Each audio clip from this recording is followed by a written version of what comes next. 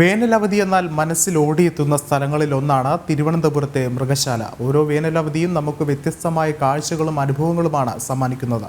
ഇക്കുറി പുതുതായി പിറന്ന കുഞ്ഞൻ നീർക്കുതിരയും അമ്മയുമാണ് മൃഗശാലയിലെ താരങ്ങൾ.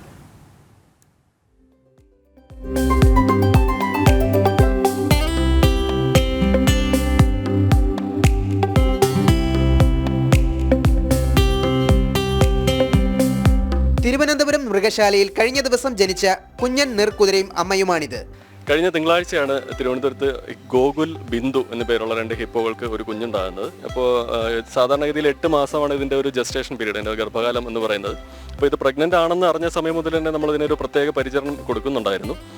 ഇത് പ്രസവിക്കുന്നത് സാധാരണ ഹിപ്പോകൾ ഗ്രൂപ്പായിട്ട്, ചെറിയ ഗ്രൂപ്പുകളായിട്ട് ജീവിക്കുന്ന അനിമൽസ് ആണെങ്കിലും ഇത് പ്രസവിക്കാൻ സമയമാകുമ്പോൾ ഗ്രൂപ്പിൽ നിന്ന് അല്പം വിട്ടുമാറി ആഴം കുറഞ്ഞൊരു ഭാഗത്തേക്ക് എത്തിയിട്ടാണ് പ്രസവിക്കാറുള്ളത്. മറ്റു ഹിപ്പോകളുടെ സംരക്ഷണയിലാണ് അമ്മയും കുഞ്ഞും. ഇഷ്ട ആഹാരമായ പച്ചപ്പുല്ലും തണ്ണീർമത്തനും നൽകുന്ന വേളകളിൽ മാത്രമാണ് ഇവരെ ഒന്ന് നന്നായി കാണാനാകുന്നതെന്ന് മാത്രം.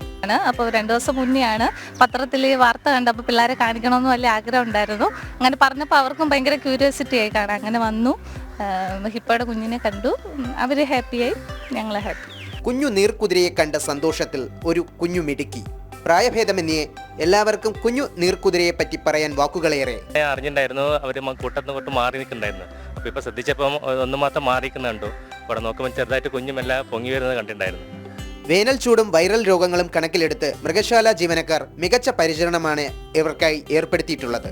ക്യാമറാമാൻ ബിജു പരവൂറിനൊപ്പം ആകാശ്, ജനം, തിരുവനന്തപുരം.